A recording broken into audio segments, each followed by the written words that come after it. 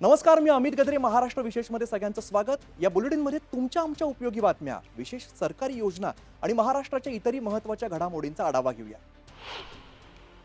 Maharashtra Iowa यांच्यातील भागीदारीमुळे कृषी, जैवतंत्रज्ञान, वित्तीय सेवा, पायाभूत सुविधा, नवीकरणीय ऊर्जा आणि तंत्रज्ञान अशा विविध महत्त्वपूर्ण क्षेत्रांमध्ये सहकार्याची नवी द्वारं खुली होणार असल्याचं मुख्यमंत्री देवेंद्र फडणवीस म्हणाले. राज्य सरकारने अमेरिकेतील कृषीप्रधान आयोवा राज्याशी ऐतिहासिक सामंजस्य करार केला. आयोवा हे अमेरिकेचं फूड बास्केट म्हणून प्रसिद्ध असून शेती आणि कृषी तंत्रज्ञान क्षेत्रात प्रगत राज्य मानलं जातं. आता बातमी आदिवासी समाजासाठी. आदिवासी समाजाला विकासाच्या मुख्य प्रवाहात आणण्यासाठी केंद्र शासनाने महत्त्वाच्या योजना हाती घेतल्या. यासाठी देशामध्ये 1,00,000 कोटी रुपयांचा निधी उपलब्ध करून दिलाय. महाराष्ट्रात ही आदिवासी समाजासाठी घरं, रस्ते, वीज, पाणी, वसतिगृह आणि रोजगार अशा सुविधांसाठी योजना उपक्रम राबवण्यात येत असून पुढील 3 वर्षात आदिवासींच्या जीवनात आमूलाग्र परिवर्तन घडेल असा विश्वास मुख्यमंत्री देवेंद्र फडणवीस यांनी व्यक्त केला.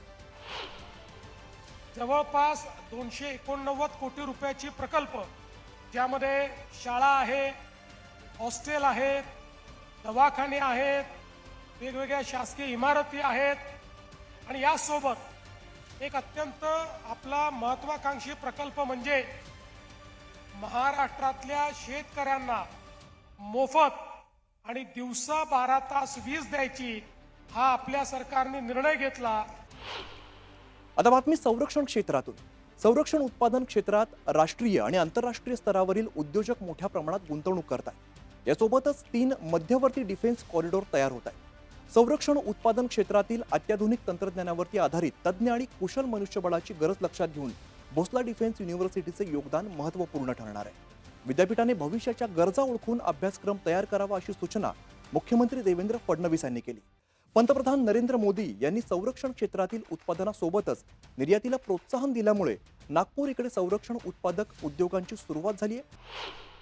आता बातमी पुण्यातून. पुणे शहरात दिवसेंदिवस वाहनांची वाढती संख्या विचारात घेत रस्ते रुंदीकरणावरती शासनाचा भर आहे.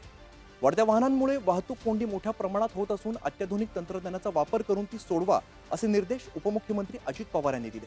खराडी ते केशवनगर पुलाच्या कामाची अजित पवारांनी पाहणी केली. तसंच या पुलाचं काम करताना अत्याधुनिक दर्जेदार साहित्य वापरावं. या पुलामुळे चंदननगर, केशवनगर, खराडी परिसरातील नागरिकांना वाहतूक कोंडीपासून सुटका मिळणार असल्यामुळे कामं गतीने पूर्ण करावीत अशा सूचनाही त्यांनी दिल्या. महाराष्ट्र भारताच्या आर्थिक आणि औद्योगिक वाढीसाठी मोलाचं योगदान देत असून मुख्य फोकस हा पायाभूत सुविधांचा विस्तार करण्यावरती आमचा भर असल्याचं उपमुख्यमंत्री एकनाथ शिंदे म्हणाले. Metro railway, coastal road, Atal Setu यांसारखे जागतिक दर्जाचे प्रकल्प राज्यात पूर्ण झाल्याचं त्यांनी सांगितलं.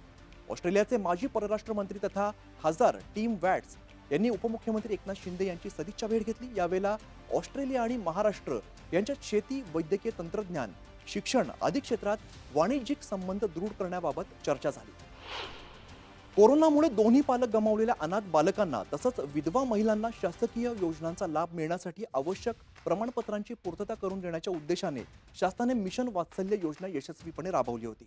या योजनेची व्याप्ती वाढवून राज्यातील सर्व विधवा, एकल, परित्यक्त्या महिलांना शासन आपल्या दारी या संकल्पनेनुसार या योजनेचा लाभ देणार असल्याची माहिती महिला आणि बालविकास मंत्री अदिती तटकरे यांनी दिली. मुंबई अहमदाबाद महामार्गावरील दहिसर टोल प्लाझा हलवण्यात येणार आहे. उपमुख्यमंत्री एकनाथ शिंदे यांनी या स्थलांतराची घोषणा केली.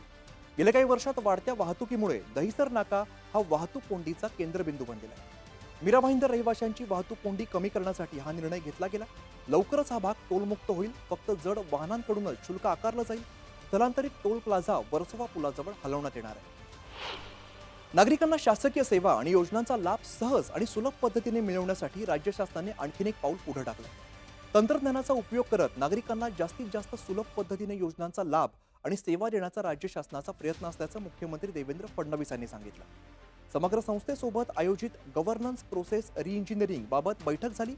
शासनाच्या संपूर्ण सेवा आणि योजनांचे लाभ आपले सरकार या पोर्टलवरून देण्यात यावे. या पोर्टलवरती अन्य विभागांचं पोर्टल किंवा ॲप एकत्रित करावं असे निर्देश मुख्यमंत्री देवेंद्र फडणवीस यांनी दिले.